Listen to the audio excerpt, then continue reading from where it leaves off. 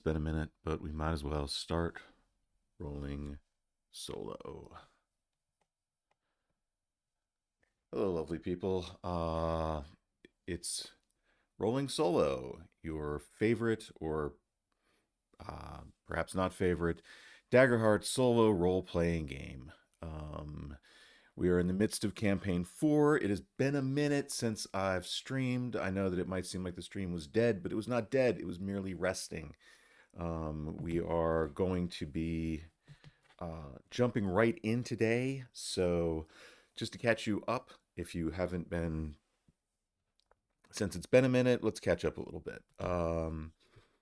This is a solo campaign. We're playing Colossus of the Drylands. Our main characters are Aribia, the Executioner's Guild assassin, who is a Skykin slash Earthkin ancestry that I'm calling a Dust Devil and is Duneborn. That's Aribia. Um, we've got um, we've got Terrace. She is a Duneborn Aetheris. Aetheris, whatever. Um, who is a Warden of Renewal Druid. Um, Also level 5. Who joined our group after it was clear that we were all going to die if we only had 2 characters. And then we have Dusog, our Juggernaut Brawler, Freeborn, another Skykin slash Earthkin ancestry character. This one, what I'm calling a Stone Sylph, which is just the same as the Dust Devil, but we're taking the top from the Earthkin and the bottom from the Skykin, as opposed to the other way around. Level 5 Juggernaut. And they have been spending the last few months wandering the desert looking for and defeating Colossuses. Colossuses? We'll go with Colossuses. Um, they've been defeating these Colossuses and fighting them and um, hunting them. And so we're just going to jump right in to our combat for the evening. So we'll set the scene. We have our 3 characters, our kind of glowing, angelic individual. She is our kind of um, rocky stone, uh, very chunky individual who has his skin seems to be made of rock. He moves kind of with a grinding sound, but very quickly. But there is a swirl of air around Dusog, and even more so with. It has been a minute. I have forgotten my characters' names. Even more so with not Terrace, even more so with Aribia, um, who is she is um, her skin is also made of what seems to be fine sand, but there's wind that whips around her. Her hair is always kind of floating up in the air, um, and all of them are dressed in kind of Western gear, and they are crouched on the side of this mountain, and they are watching something happening. I'll apologize for using AI. I know that it's goosh, but there you go. Hmm, hold on a second.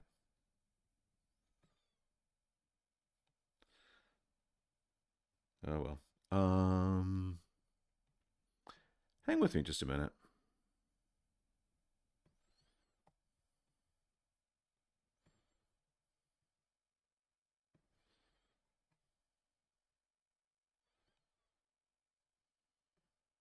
That's better. Okay. It just looked upside down there. I have a bucket of fear. They are sitting on this ridge. They are staring down at what appears to be a gigantic scorpion made of stone, or rather made of bones. This is Takkan, the bone bearer. It is composed of various creature bones that have come together to create this sort of plating around it. Um, it crackles with energy that is as its bones are being held together. Um, Not all of the bones are dry. There is rotting flesh kind of dripping off of this gigantic scorpion as it stalks through this canyon, seeming to be looking for trouble. And we are going to immediately begin fighting. Um, and I think now I know how to defeat this guy. Um,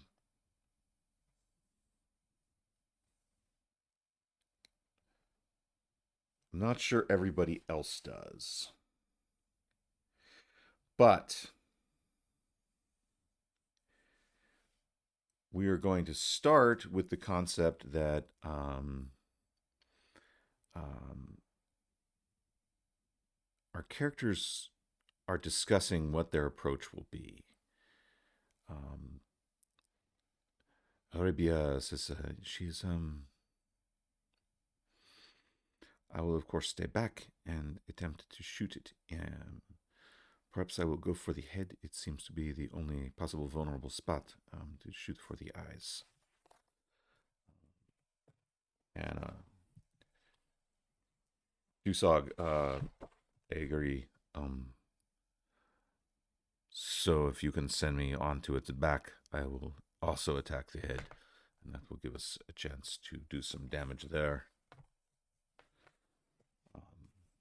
And Terrace says, just just get me close, and I can take care of. Y'all just get me close, and I can hit the whole dang thing. And so with that, Olivia reaches out, and she is going to mark a stress to use her Gale Force Dust Devil ability.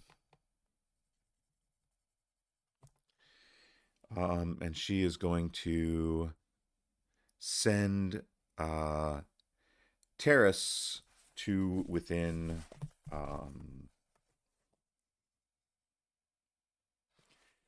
close range of the creature. So she slots it in kind of behind. She touches her, and a gust of wind happens, and um, suddenly Terrace is standing, you know, behind the behind Takkan, and she will use her new level 5 spell, Chain Lightning. So she will mark 2 stress to do that. And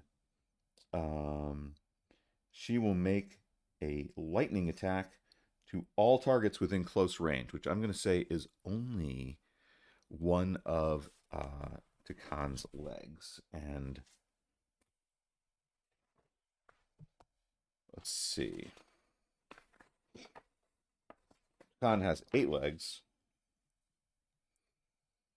and I only have 4 legs marked here, so that's not good. 3, 4, 1, 2, 3, 4. Each leg has 4 hit points.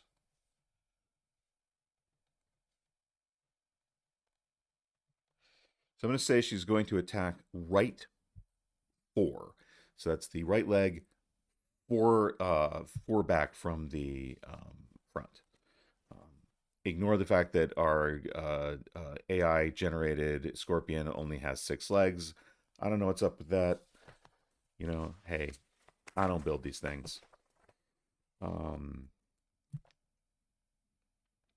And she makes a spellcast roll against that leg. Um, and she is going to, while she's doing that, she will spend a hope because she is just absolutely filled with hope. As should we. We all should be, right? To use timing is everything.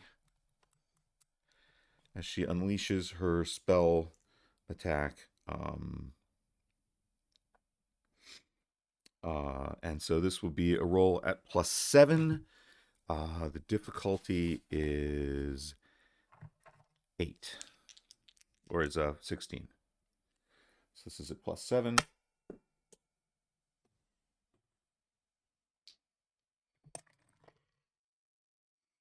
Okay. 6, 7, 8 +7 is 15. That is 15 with hope. So we get our hope back. So that's nice. But that attack misses. And that is not great because I have 12 fear, a buttload of attacks, and only one target in range. So let's go. Terrace with her evasion of 11. The first thing that happens is the creature will. It doesn't attack with its legs. It can attack with its tail or its claws. So I think the first thing it's going to do is it's going to whip around. It's going to reach out with its left claw and attempt to grab Terrace with that left claw. So Terrace's evasion is 11. Let's go. Is that a natural 1? That's a natural 1. So the left claw doesn't hit. We'll spend a fear and attack with the right claw. That's a 13 on the die. That will definitely hit. It is attacks. The claws attack at +3. So that's a total of 16. And we now roll damage. The claws do 3d12 +6 damage.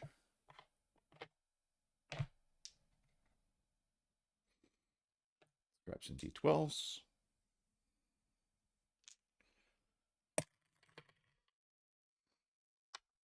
Okay, that's 8, 9, 10. Is that a 6 or a 9? I believe that's a 6. 8, 9, 10, 16. 16 +6 is 22. That is 22 damage. That will be minor damage, or that will be major damage to Terrace. She will take a shield, take an armor, and a hit point. And that is the claw attack. Claw, I'm going to spend a fear, another fear, to restrain Terrace after this attack, making her vulnerable to attacks from the head or tail. And I think we are going to spend another fear to attack with the tail, now at advantage.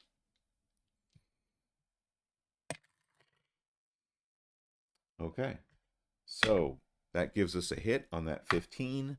So that is 15 +3 from the tail is 18 to hit. The tail stings, so with Terrace gripped in this claw, the creature slams down with its bony, carcass-laden tail and strikes deep into the chest of the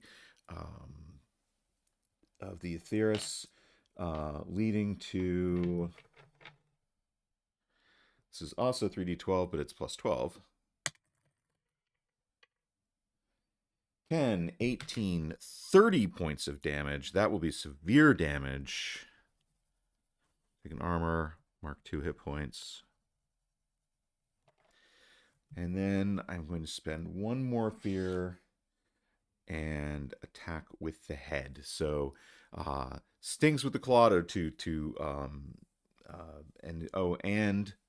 and Terrace is currently poisoned. Well, nope, she gets an instinct reaction roll to see if she will not be envenomed. Not poisoned, envenomed. Critical distinction, poison is something you eat. Venom is something that gets stuck in your body.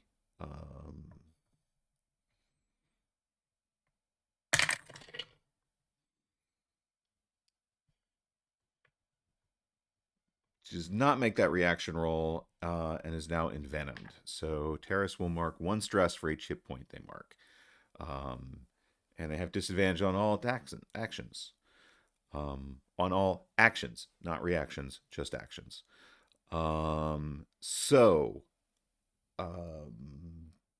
Did we attack with the head? We did not make our attack with the head yet. This is an attack with advantage. This is the bite. So having stabbed, she's now going to bring Terrace into the mouth to attempt to tear her apart with its little scorpion mouth bits. That is a 12 plus 1 is 13. Terrace's evasion is 11. She will take 3d10 of damage.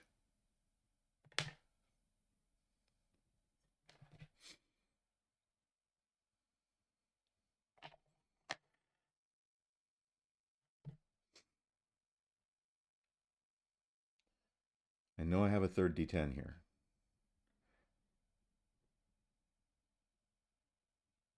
All right, I'll use this one. I don't want to, but I will. Okay, that is 9, 10, 11, 12, 13. Plus 5 is 18. That is major damage. Again, that is a hit point and an armor. And Terrace, if we're going to be honest here, ain't looking so good. She is restrained. She is envenomed. She is in deep shit.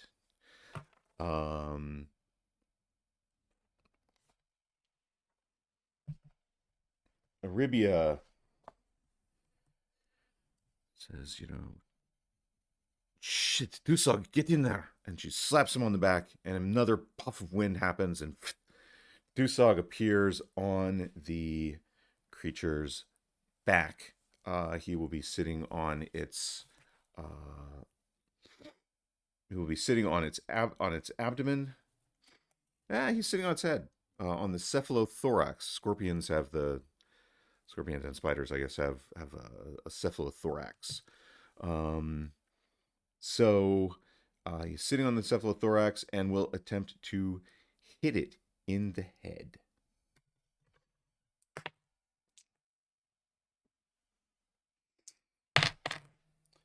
So let's see what we got here. What will Dusog use?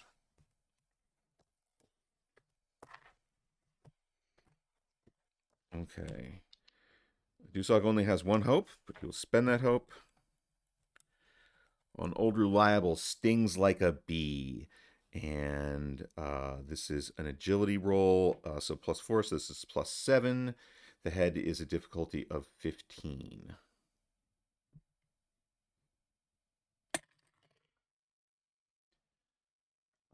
Plus 7, so that's 9, 10 with hope. We get our hope back. Plus 7 is 17. That will beat our difficulty. And they will punch the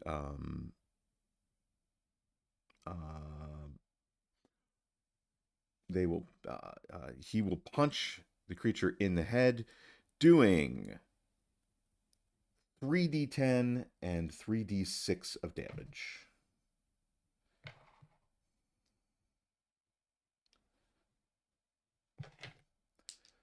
Ten, 3d6.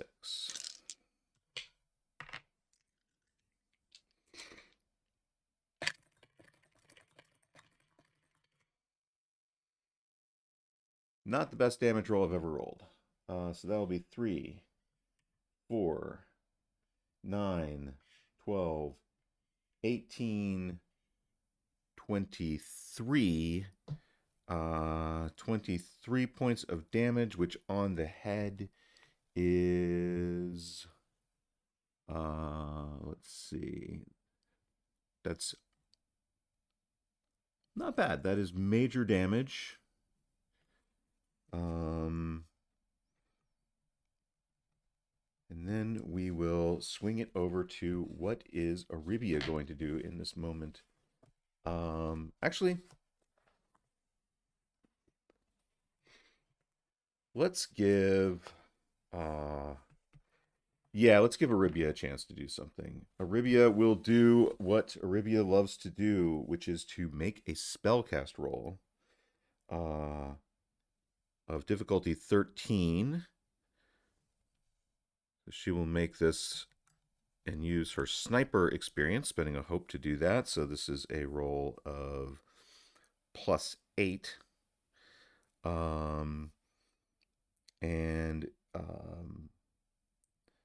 Yeah, +8. And the goal here is to create a veil of night, creating a wall of darkness between herself and this creature so that it cannot see her, but she can see it.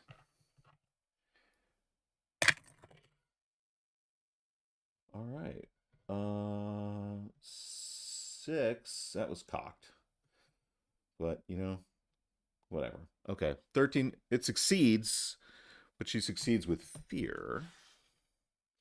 And there is now a veil of night. However, the bone bearer is back up and is not happy. So the first thing it's going to do is, being a kind of focused creature, it will make its attack with advantage on Terrace, who is sitting in its mouth, and or is sitting in the claw near the mouth, so it has advantage on this attack.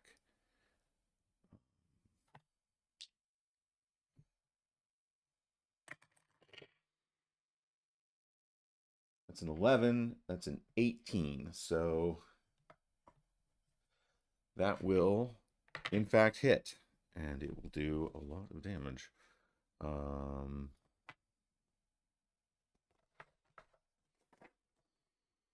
there we go. Okay, so the head does 3d10 plus 5 damage. 3d10.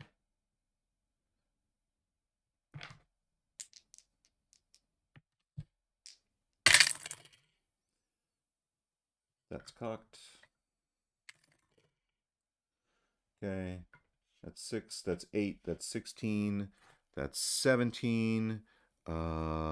So 17 plus 5 is 22, which is major damage on Terrace. Yes, yes, there's major damage on Terrace. Terrace will take 1 hit point and will mark 1 armor. I'm going to spend another fear. This is going to be a tail attack. The tail. Okay. Oh, I'm going to spend a fear after that, a successful bite attack. To begin digesting the victim is covered in acidic scorpion saliva and will take 1d10 damage until they spend an action to clean themselves off. So each time they act, they will take 2d10. They will take 1d10 damage.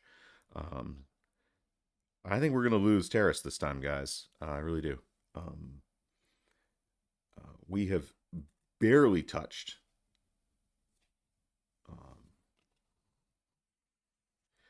Yeah, we have barely touched the scorpion. And we are in deep shit already.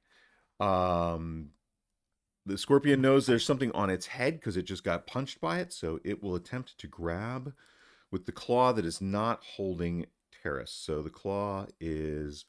on the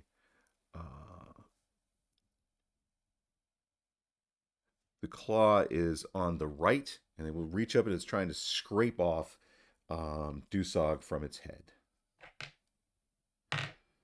This is a straight roll. That will hit. Dusog has impressive agility, but it's not that impressive. And he will take 3d12 plus 6 damage.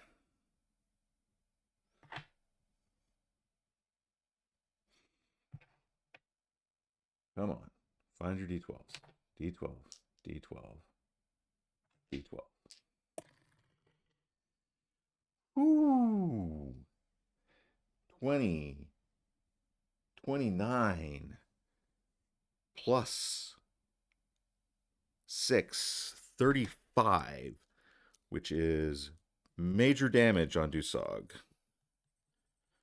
Because Dusog is a beast, they will take 1 hit point and 1 stress. They are, however, I'm going to spend a fear to grab Dusog with the claw. And now Dusog is grabbed with the claw, and we will have that's a strike with the tail at Dusog with advantage.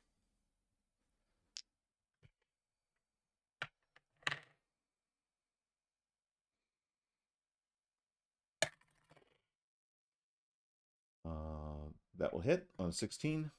And on a 16, that is 3d12 plus 12.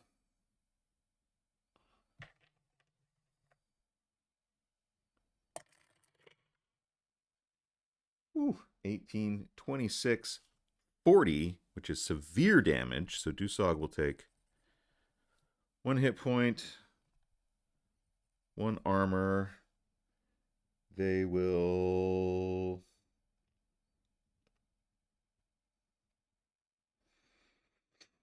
one hit point, 1 armor.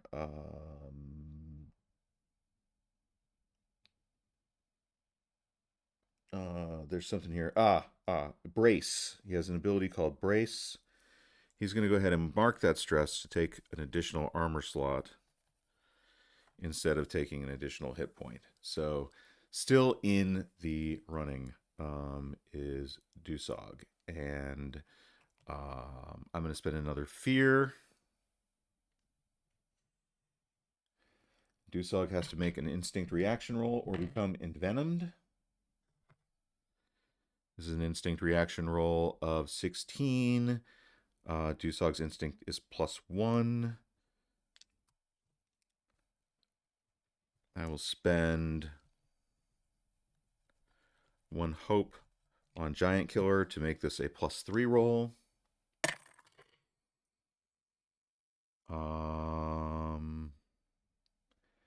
That's failure, is what that is. So Dusog is now envenomed, who now will mark 1 stress. Oh. Terrace marked a hit point. Terrace must mark an additional stress. Whew, looking bad.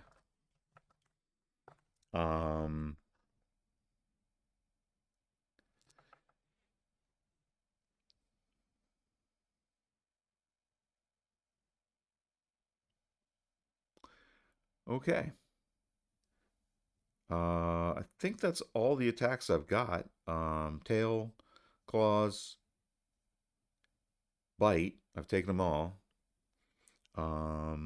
So let's go back to Aribia, who is watching her friends get absolutely slaughtered in this situation. She needs to make a decision. So,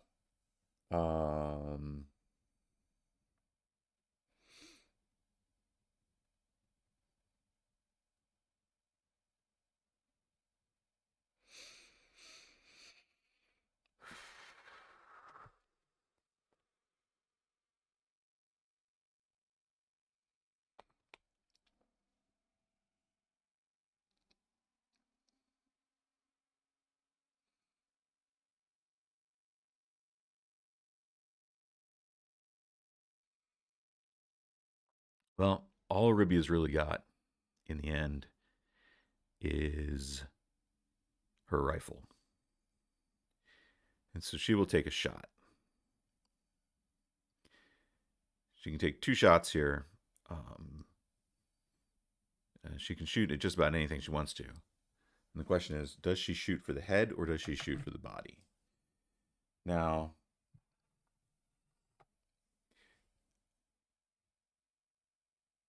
I think because the head, this is something I need to make a decision about because I need to determine whether or not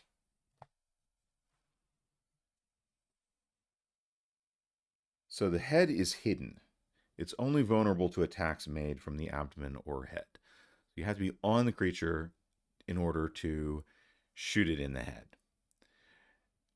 So does that mean that she can attempt to shoot and will automatically miss? Or does that mean that I assume that she can tell that she can't get that headshot because it's hidden? And I think what I'm going to do is I'm going to make, for Aribia, a knowledge reaction roll. We'll go ahead and let her spend a hope to add sniper to this roll. So this will be a roll of +6. And we'll just see if we can beat the difficulty, the base difficulty of the creature on the reaction roll. So that's a 13 plus 6 is 19. The base difficulty of the bone bearer is, or the difficulty of the head is 16, is 15. So with that 19, Aribia is aware that she's unable to get a good clean shot on the head and will instead focus her attention on the abdomen. Because you got to hit something. So she will take a shot at the abdomen. She will mark another.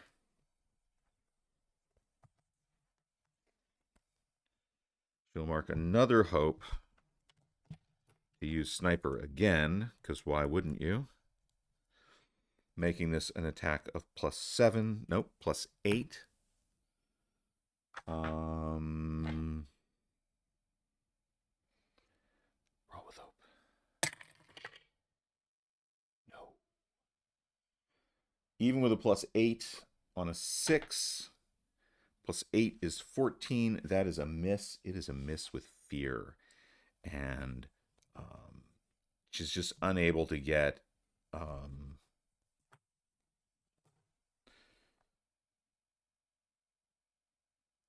oh wait,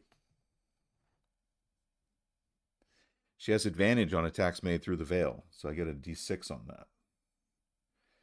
So let's get that. That's 6. Again, I already took my fear. That's 6 plus 8 is 14 plus 4 is 18. The abdomen has a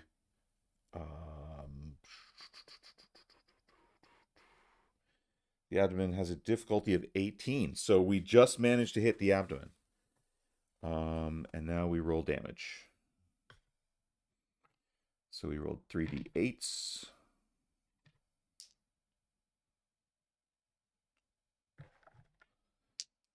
+5.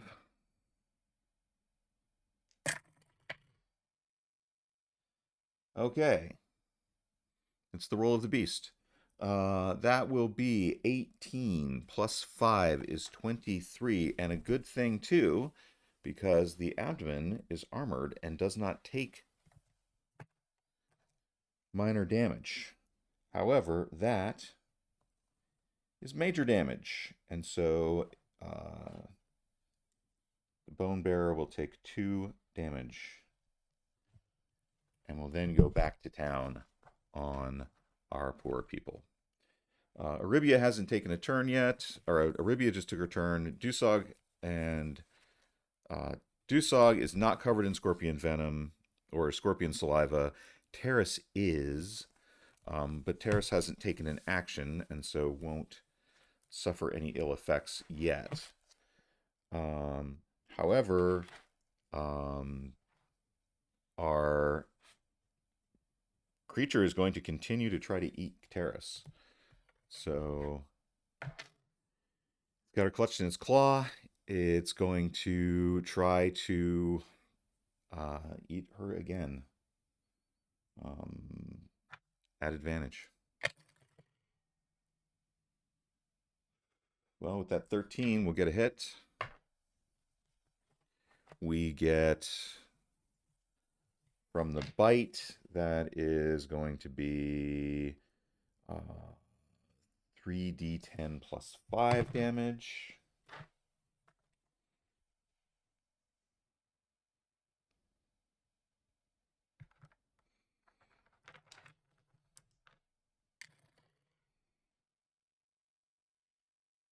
(16, 17, 18 plus 5 is 23. 23 is for Terrace. Just major damage. Running out of armor slots here and running out of hit points. Now here's a question. I think I'm going to say that the claws can't attack once they've got something in them because they're holding something and restraining. So in order to make a successful attack, the claw would have to drop the target. I think that's how I'll play this creature. Which means that the next attack is going to be with the tail on Dusog. So we've got the scorpion has one of each of them in its claws. It's biting on Terrace and it's stabbing repeatedly at Dusog with its tail, also with advantage.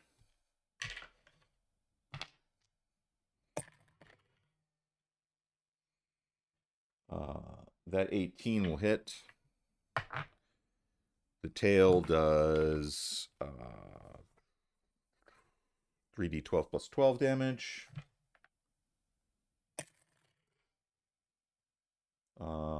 It's 21, 28 plus 12 is 40. Which for Dusog is severe damage. And Dusog is envenomed. So each time he marks a hit point, he marks a stress. So let's see what we do here.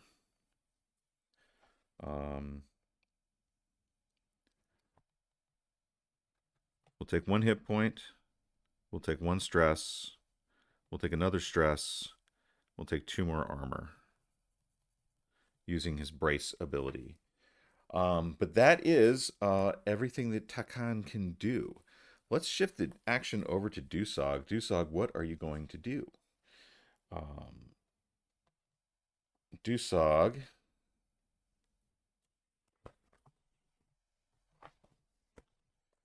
is currently being restrained by one of the claws. He can try to free himself with a successful strength action roll of 16. He is not rolling at disadvantage or anything like that.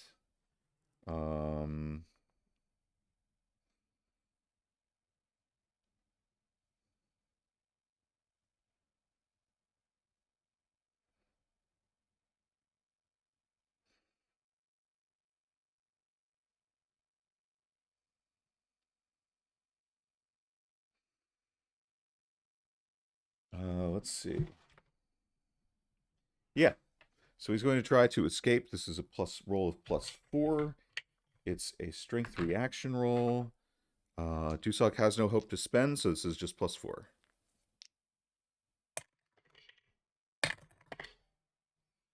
All right. Well, we got good news and we got bad news. The good news is that Dusog, on a 16, manages to break free of the claws and drop to the ground. The bad news is that the Uh, Scorpion immediately reaches down with that claw and attempts to grab him again. This is a straight roll. It has no advantage on this. He is still within range. It's an attack of +3. And on a dirty 20, that will hit. I will, of course, spend an additional fear to restrain the target. And he is restrained again. And we'll take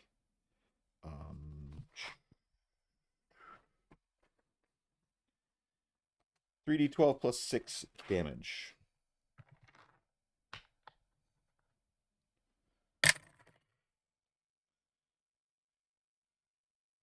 That's 1122 plus 628. That is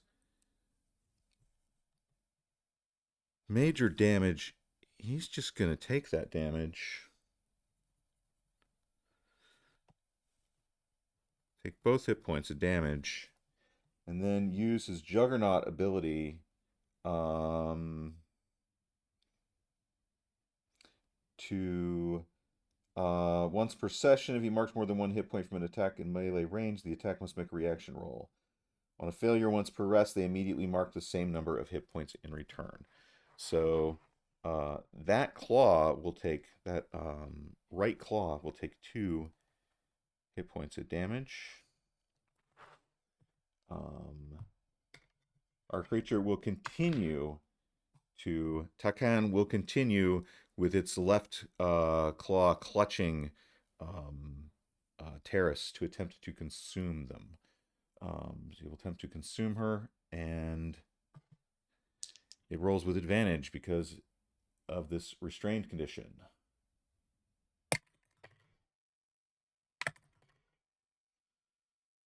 Okay, so that's a natural 20. Okay. Karis will take from this bite attack.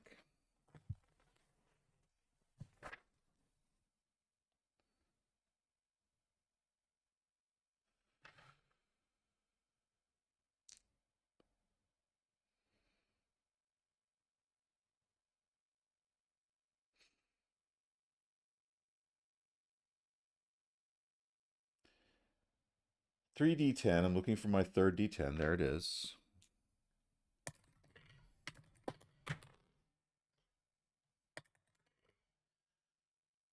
So that is 10, 19, plus 30, 49, plus 5, 54.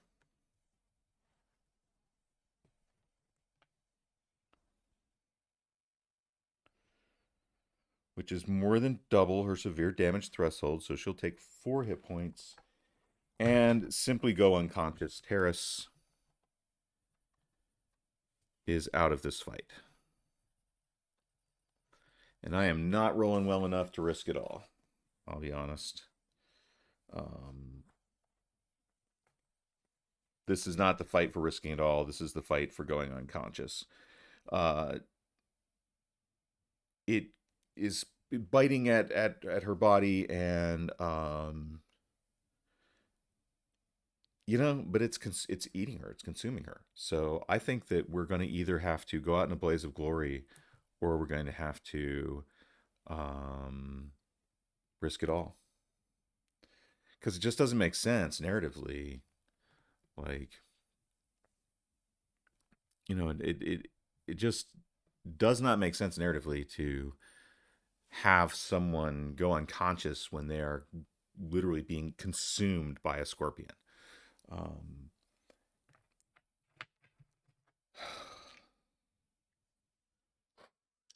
really like Terrace's character.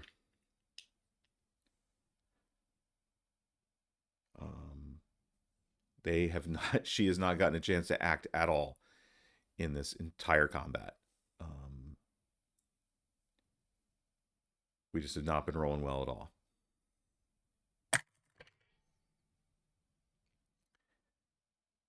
But we rolled with hope. Yes, we did. All right. So that's a 10. That's a 7. All right. So we get to clear 10 hit points and or stress and or armor. 1, 2, 3, 4, 5, 6, 7, 8. We will clear 8 hit points.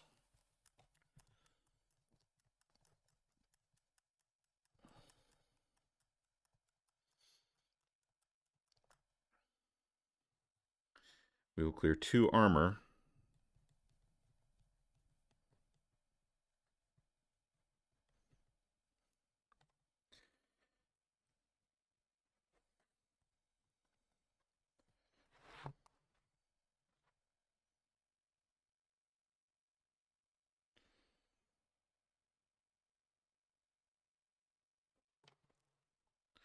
I'm looking at my envenomed creatures. So, do we think that dying clears the envenomed condition? Um, I'm going to say no. Terra still has the envenomed condition. One more tail strike on one more tail strike with advantage on Dusog. That will hit. That will do 3d12 of damage.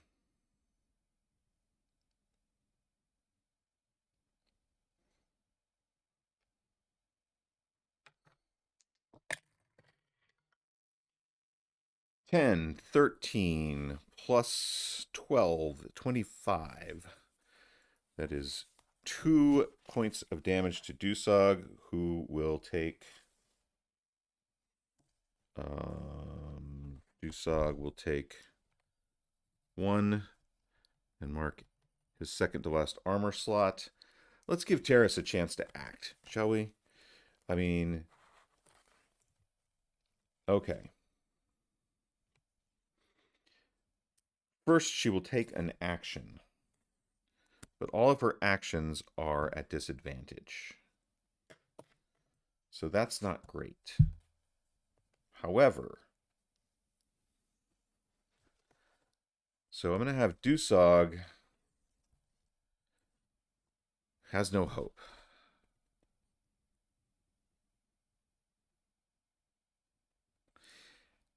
Terrace has a bunch of hope. Aribia has 1 hope. So Aribia's going to spend her 1 hope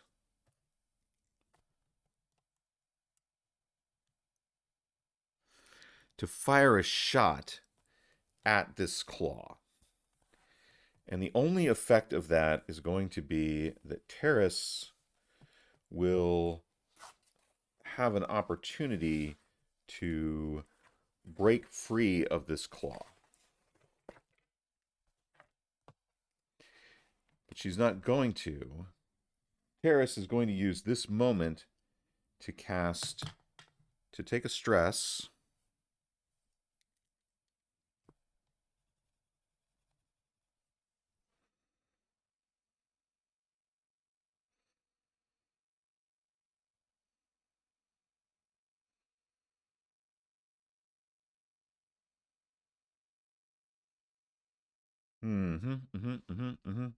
Going to take a stress. She's going to cast Chain Lightning. She's going to spend a hope. Her timing is everything so that she can do this kind of as this shot is going off to distract this scorpion. It won't do any damage, but it will distract. So we don't have to roll for it. And she will make her spellcast roll against the claw that is currently holding her. So that's difficulty is 13. This is a +3, +4, +7. So +7, we're looking to get a 13, and we're really looking to get a 13 with hope. Which we do. We get a 19 plus stuff with hope. So we'll take our hope back. And Chain Lightning is in effect. So the Chain Lightning hits the claw. And the claw is going to take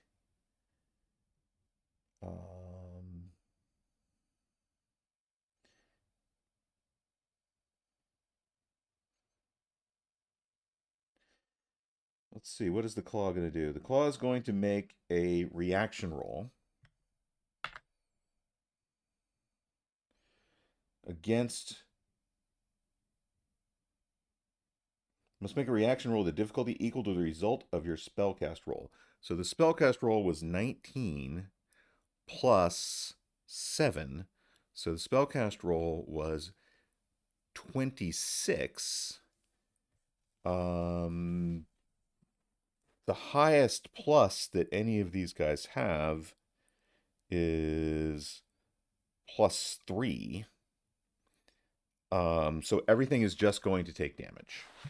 So we'll start with the left claw. The left claw takes 2d8 plus 4 damage. That's 9.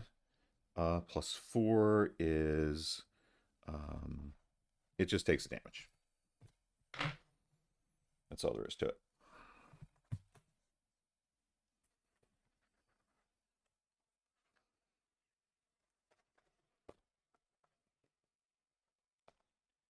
I have to roll double 8s to get, so left claw takes 1 damage.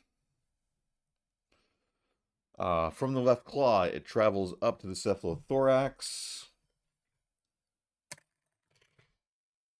which will take 9, 13 damage, which is minor damage. It will travel from there to the abdomen, which is 14 plus 4 is 18, which is minor damage, but the cephalothorax does not take minor damage. So this didn't work out quite as well as I hoped it would, did it? Pain lightning. Targets you succeed against. It has to be within close range of previous targets who took damage. Must also make so the lightning grounds itself out on the creature, and we are left with Dusog. Will come up to go. Dusog has no hope to spend. So this is a +4, and Dusog is attempting to punch the claw that is currently holding him. So we need, for this, the difficulty is 16 plus 4, so we need a 12 or greater on the die, which we will get with hope. Dusog will do to this claw that is currently restraining him.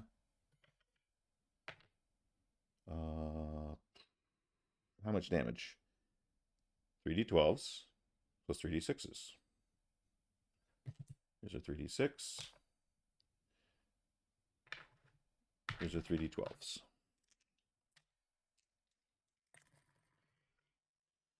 Okay. 8, 10, 15, 16, 26, 35. 35 damage against the claw. That is major damage, because this guy has ridiculously high damage thresholds. Takkan the Bone Bearer has a minor severe damage threshold of 40. So, which is, interestingly enough, the same as Dusog's. But that was a roll with hope, and Dusog destroys the claw that was holding him and falls to the ground, and play remains with our players.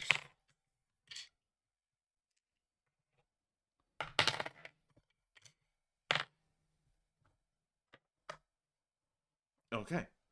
So play remains with our players.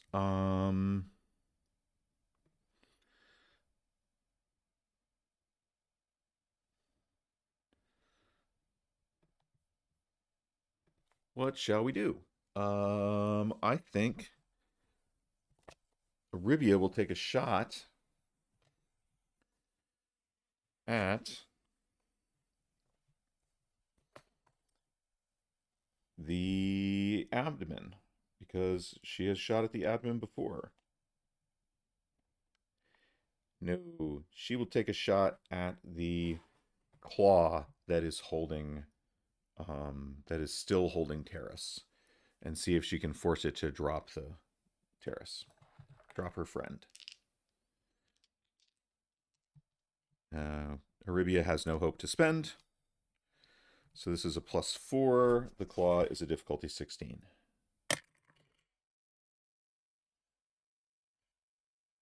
That is a failure with fear. So Arabia misses the claw as it's waving about, and immediately the bone bearer will attempt to bite Arabia again. Or bite Terrace again. It will bite her with advantage. Yup. Come on, roll bad. I mean, that's pretty bad, but not bad enough, because that's a 9. So our highest roll is a 9. The bite is +1, so that's 10. Terrace has an evasion of 11, so somehow she manages not to get bitten. The creature will spend a fear to stab with its tail also at Terrace. Because Terrace is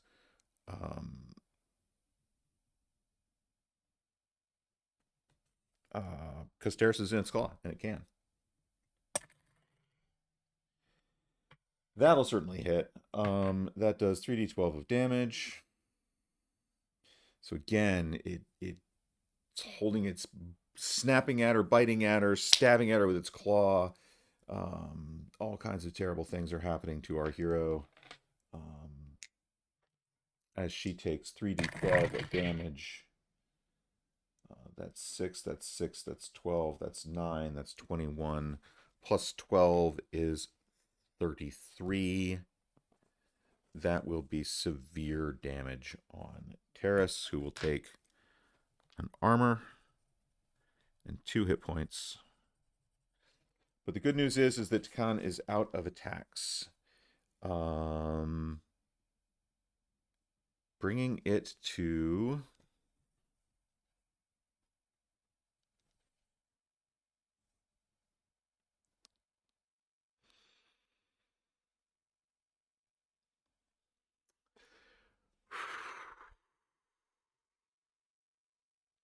Okay, so what do we do now if we're these characters? One of these claws is broken apart, the bones shattered and scattered across the desert floor. The other claw is holding Terrace and is clearly, this is a bad situation. She's clearly very vulnerable.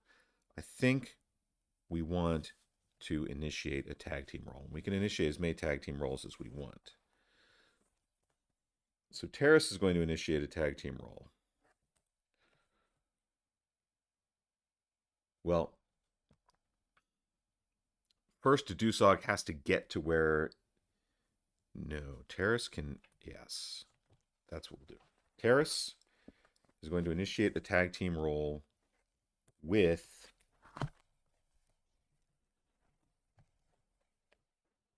Arabia, because she's got a ton of hope and not much to do with it.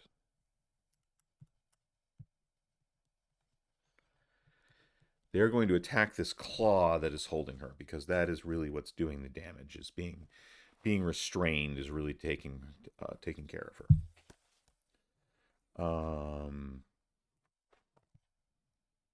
So it's a difficulty 16 to attack that claw. It has 3 hit points left. Terrace will attack the claw with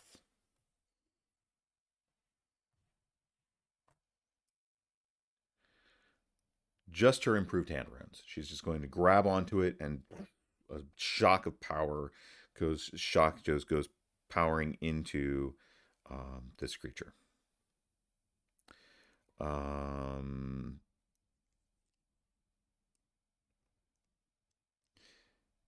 Then Arabia, actually Terrace. will also mark a stress. She will actually mark a stress to transform, which she hasn't done yet, and she's a tier 3 druid. So she will transform into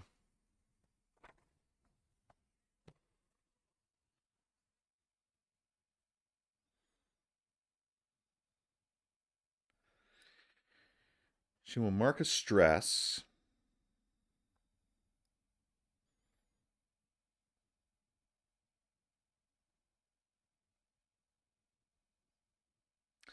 to transform into a great predator. So she transforms into in this thing's grip. She transforms into a um, savage creature that will is tearing and biting at um, the claw that's holding on to her. She will mark stress to do that. So boom, Terrace transforms, no longer an Aetheris druid, but now a saber-toothed tiger trying to rip this claw that's holding it apart. Meanwhile, Aribia just takes a shot with her rifle at long distance, trying to take out this claw that's doing all this damage. So the saber-tooth tiger gains advantage on all attacks, but Terrace has disadvantage on all actions. So this is a straight roll. So Terrace's roll, she'll spend another fear or spend another hope on Let's Dance. So that gives her +2 on that. And the saber-tooth tiger has a +2 on strength. So this is +4 against the claw. That will miss. So we've got a 5 on the die, +4. We've got a 7 with hope, or Aribia attacking with advantage from beyond range has no hope to spend, so will not spend any hope. So this is a +4 attack. Now we're cooking with gas. So we'll use this roll. We use this 1925 with hope against and Arabia will gain. Everybody gains hope. I think just Arabia gains the hope. Arabia gains a hope. And now we do damage against the claw. How much damage does the claw take? It will take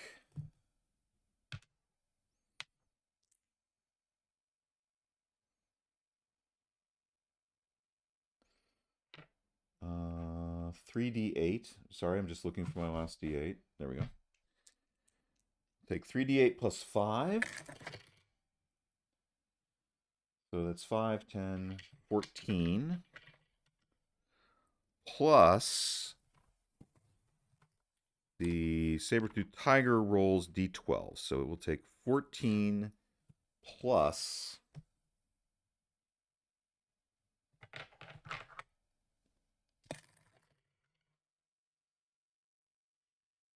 18, 20, 14 plus 20 is 24. Sorry, 14 plus 20 is 44. Plus, no, it's 34. Plus 8, because the Great Predator does d12 plus 8 damage. So plus 8 puts us as 42, which puts us at severe damage. And that will destroy the second claw. And Terrace, free of the claw, drops to the ground. And she will. We still have the spotlight. Oh,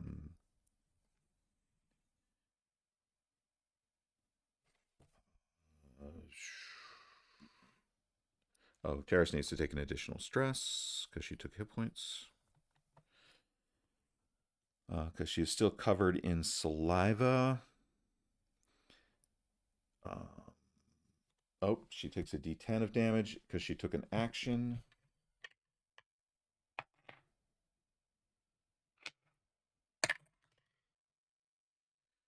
So that's 2 damage. Mark armor to avoid marking our last stress. Terrace is not doing great.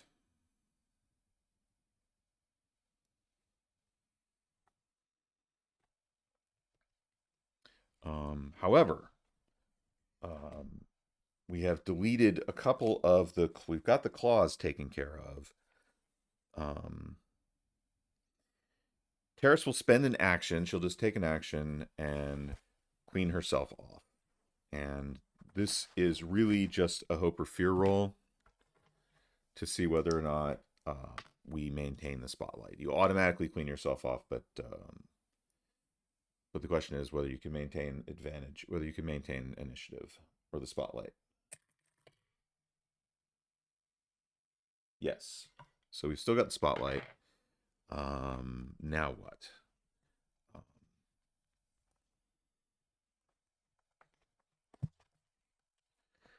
So what have we damaged so far? We've damaged the head. We've damaged the abdomen a little bit. And we've destroyed both claws. Terrace has advantage on attacking, sneaking, and sprinting. Does not have advantage to climb, which is unfortunate. That is a feature of the tier 2 predator, I believe.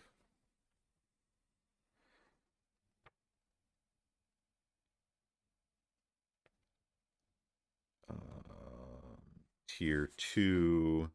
Yeah, it's the pouncing predator, but it only rolls d8s. But it gets advantage on attack, climb, and sneak.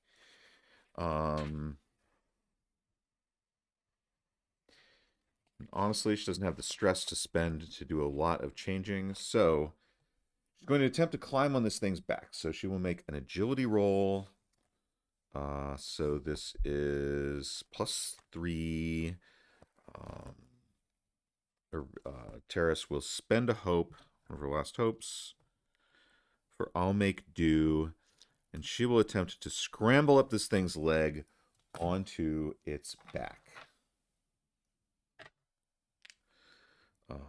Difficulty is 15, I believe, for the legs. Difficulty legs. Legs difficulty is 16. This is an agility roll to climb up the leg and onto the abdomen.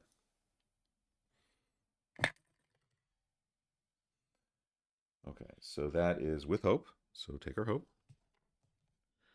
I did say that I was going to spend a hope. I didn't say what I'd do it on. I spent it on I'll make do for +2.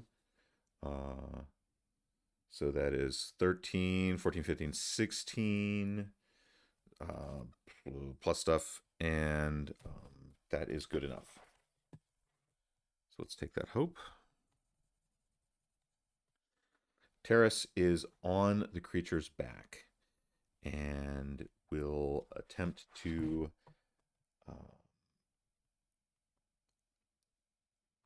Terrace is on the creature's back. Aribia, while Terrace is on the back, Terrace is just going to go ahead and tear into the head. She's been being bitten by the head. She's feeling angry. The head is vulnerable to attacks made from the abdomen or head, so she can attack the adjacent thing. She has advantage on attack rolls.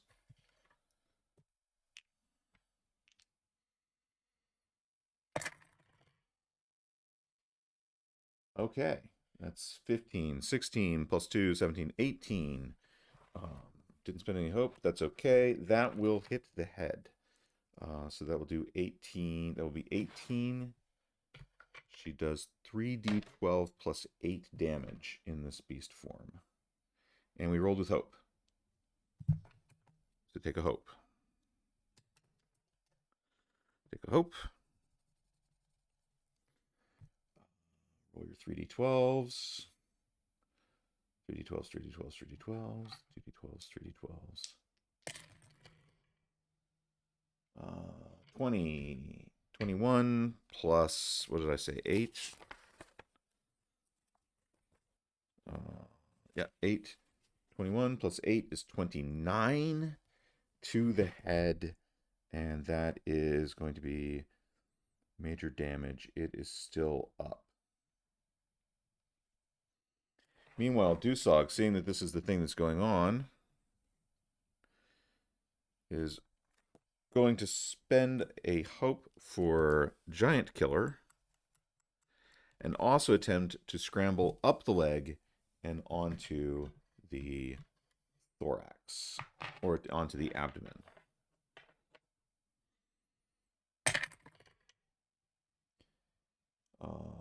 That is 13,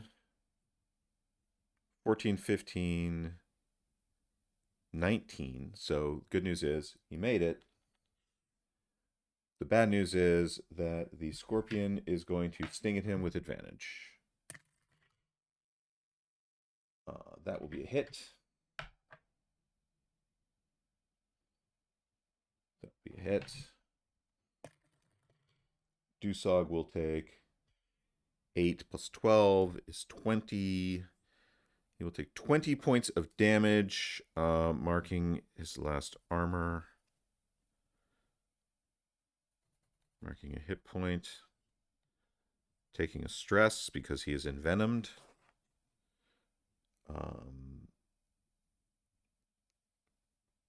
Oh, no, he's not envenomed. He cleared it with an instinct reaction roll.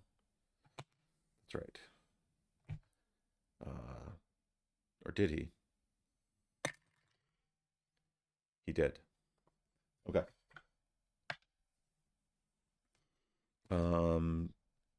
But now he has to make an instinct reaction roll again.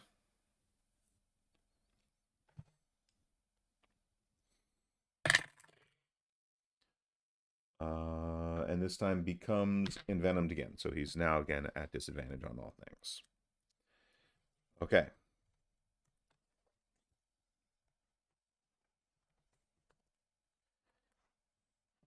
Aribia, it only has the one attack because it can't attack anything else. It only has its tail attack right now because we've destroyed the claws. So this is interesting. This is indicative of the best way to destroy this creature. So Aribia is going to mark a stress.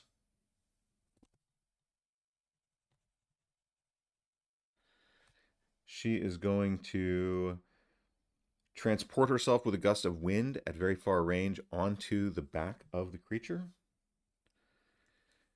She's going to level her rifle at its head. She's going to use a burn her only hope on Survivor to make this a roll at +7.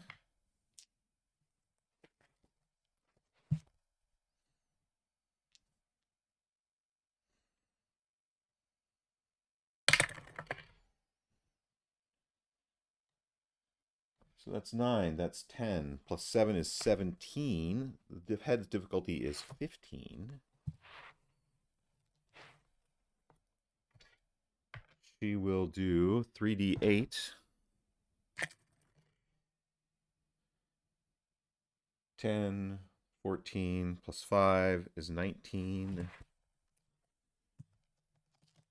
19. That is minor damage on the head. But the head only has 1 hit point left. And so all this savagery and the you know, our 3 as the scorpion stinger rears back for another sting at Dusog. Probably enough to finish him off. And as it staggers about with its destroyed pincers that it's unable to use to do anything with right now. Kind of and it roaring or hissing, more hissing than roaring because the scorpion can't really make noise. Hissing and clattering of bone, and um, Arabia, this dust devil with her hair blowing in the wind, duster um, flies, transports herself in a gust of wind, disappears, reappears on the back of the creature, levels her rifle at its head, pulls the trigger, and the whole structure collapses and then begins to break apart. And our heroes are left in a pile of bone, looking for what to do next. All right. Well, what to do next is going to be to level up and, um, in my case, design another tier 3 Colossus. That one seemed a little easy. Um, it did kill. Um,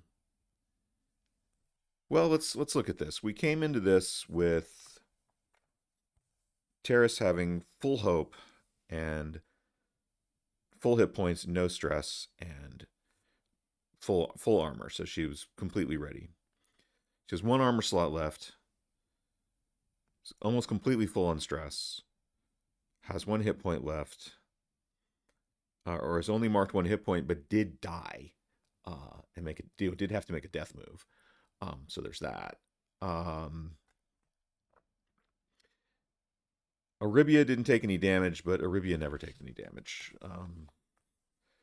Arabia stays at far range and snipes at people. That's what she does. Dusog is down to 2 hit points and 3 stress and has used all of his armor. Yeah, I think that's how you want a boss battle to go, right? Almost use up all of your resources. Have those advantage rolls were pretty critical. I think I might want to give um, the scorpion a couple more attacks. Once those claws are destroyed, it's almost dead. But once the claws and tail are destroyed, it's dead anyway. And without that tag team roll, that doesn't happen. Um, so I think this works out. This works as a little bit of a puzzle. You have to kind of take it apart. There are 3 ways to kill it. I'm pretty happy with Takkan, the Bone Bearer. All right. Well, this stream has been going on for an hour and 20 minutes. Thank you so much for participating and watching me play some Daggerheart. We'll see you hopefully next week. I'm hoping to get back on it. May not be next week. It's going to take me a minute to build a Colossus. They're tricky, and I'm running out of ideas.